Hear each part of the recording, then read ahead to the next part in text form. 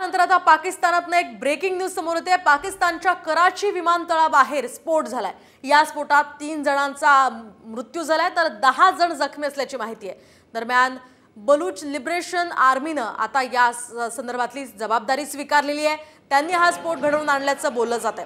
अतिशय महत्त्वाची बातमी आपण सध्या पाकिस्तानातनं पाहतोय।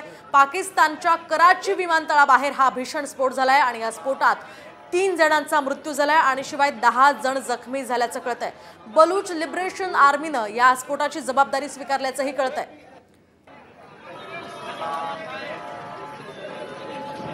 आपण पाहू शकतो या दृश्यांच्या माध्यमातून एकच गोंधळ या परिसरामध्ये उडाला। खरं तर विमानतळांना दररोज मोठ्या संख्येने प्रवासी ये-जा करत असतात आणि याच गर्दीच्या वर्दळीच्या ठिकाणी हा स्फोट झालेला आहे। यामध्ये 3 जणांचा मृत्यू झाल्याचं कळतंय तर इतर 10 जण गंभीर जखमी आहेत।